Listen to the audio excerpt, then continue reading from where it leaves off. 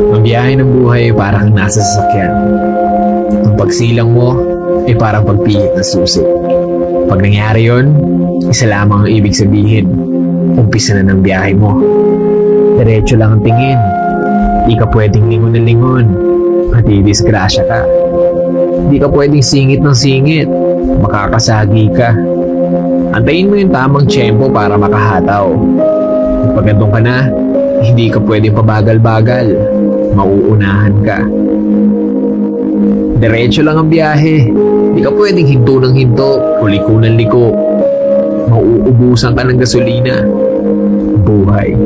Asahan mo na pag malayo na ang narating mo, nadami na ang gustong makisabay at makisakay sa biyahe mo. Pero tandaan, hindi mo maaaring pasakay ng lahat ng gustong sumakay. Baka bumigat lang ang iyong paglalakbay. Sa madaling salita, matatagal lang ka makarating sa iyong destinasyon.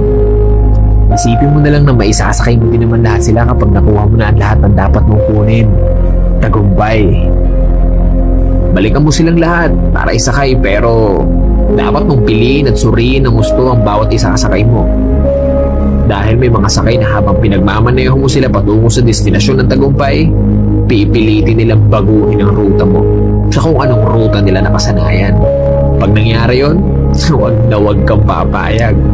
Dahil pwedeng yun ang rutang tinahak nila, kaya hindi kayo nagkita sa destinasyon ng tagumpay.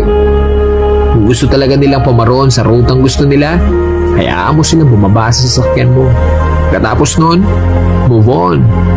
Diretso lang ang biyahe. Diretso lang ang tingin. Ikaw rin, kung lilingon-lingon ka pa sa kanila, alam mo na ang mangyayari. Tandaan mo, ikaw ang may hawak ng manubela. At ang manubelang yun ay buhay mo.